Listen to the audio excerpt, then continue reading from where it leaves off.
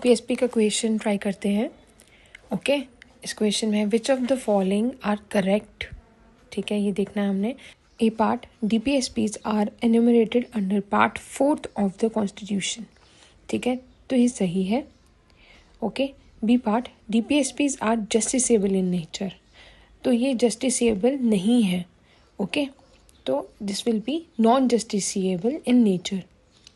Next C part, article 36 and article 13 जो है वो डिफाइन करता है स्टेट को।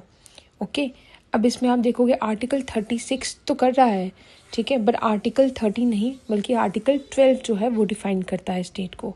ठीक है, आर्टिकल 36 जो है वो डीपीएसपी है, वेयरएज आर्टिकल 12 जो है फंडामेंटल राइट है। आर्टिकल 13 जो है वो जुडिशियल रिव्यू के साथ रिलेट करता है।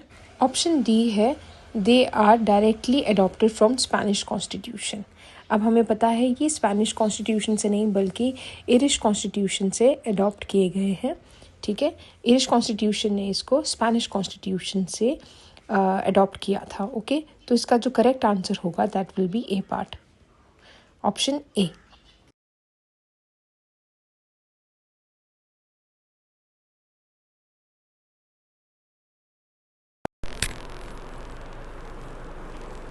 ऑप्शन 2।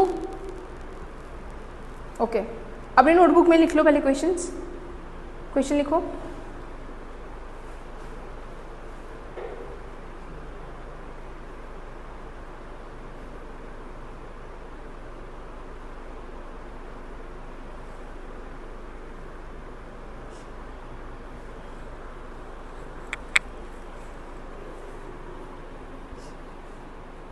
अगली बार कैसे समझेगा ये?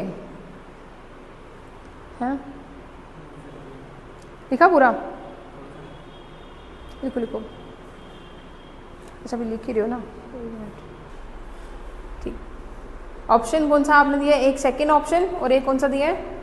थर्ड दिया है ना। बाद में आप ना बोलो मैम मैंने ये कहा था तो आप चेंज कर दिया, पहले लिखवा लो आपके। ठीक है, ओके। क्या बोल रहा है ये? Which of the following are not correct, है ना? पक्का कि सही नहीं है? First, they resembles instrument of instruction. क्या ये रिजेंबल करते हैं इंस्ट्रूमेंट ऑफ इंस्ट्रक्शन? ये सही है, ठीक है। Second, courts can use them to check laws and policies. क्या कोर्ट यूज कर सकता है इनको चेक करने के लिए? कब कहा मैंने कि यूज नहीं कर सकता?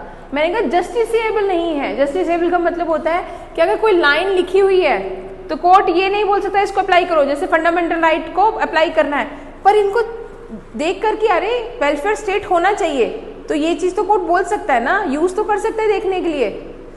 बेटा अगेन डायरेक्टिव्स हैं किसके लिए? स्टेट की पॉलिसी के लिए, तो डायरेक्टिव्स को यूज तो कर ही सकते हैं कोर्ट। इसका मतलब इसको यूज कर सकता है, can use them. Policy check करने के लिए यूज कर सकता है, पर डायरेक्ट इसको अप्लाई करने के लिए बोल नहीं सकता। कोर्ट ये नहीं बोलेगा कि इसको अप्लाई करो ही करो क्योंकि ये डीपीएसपी है, ऐसा नहीं होगा। पर हाँ, ये अगर फंडामेंटल राइट होता तो कोर्ट बोलते इसको अप्लाई करो, पर कोर्ट इसको यूज करके पॉलिसी लॉ चेक तो कर ही सकता है ना कि स्टेट बना रही है जो पॉलिसी, क्या वो डीपीएसपी के हिसाब से है भी है कि नहीं है। समझ आई? क्लियर हुआ?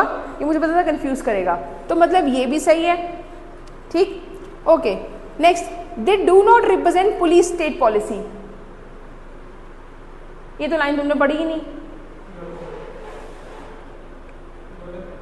ये लाइन तुमने पढ़ी ही नहीं कि रिप्रेजेंट नहीं करते।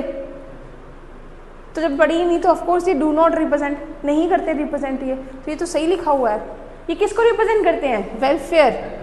वेलफेयर स्टेट को करते हैं, तो इसका मतलब तभी पुलिस स्टेट को नहीं करते।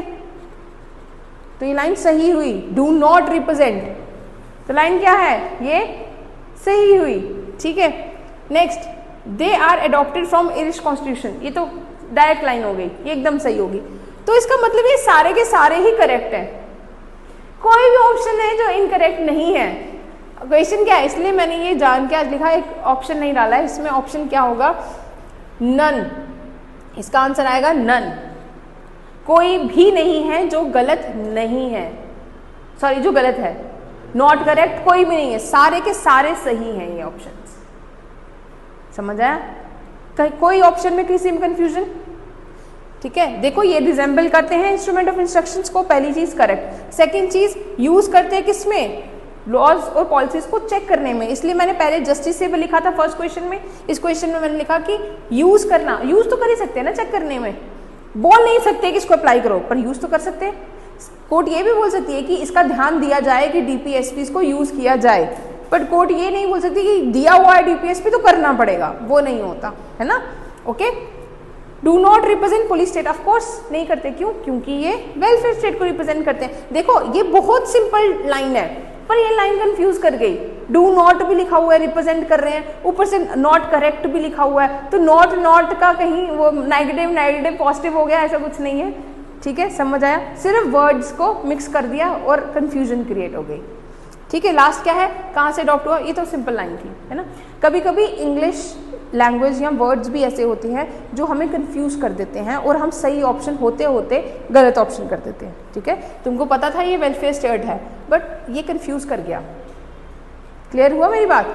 बात वही थी, थोड़ा सा भी वर्ड आगे पीछे होंगे तो क्या हो जाएगा? कंफ्यूजन हो जाएगी। ठीक है, ओके, आज इतना ही करेंगे, कर दो तो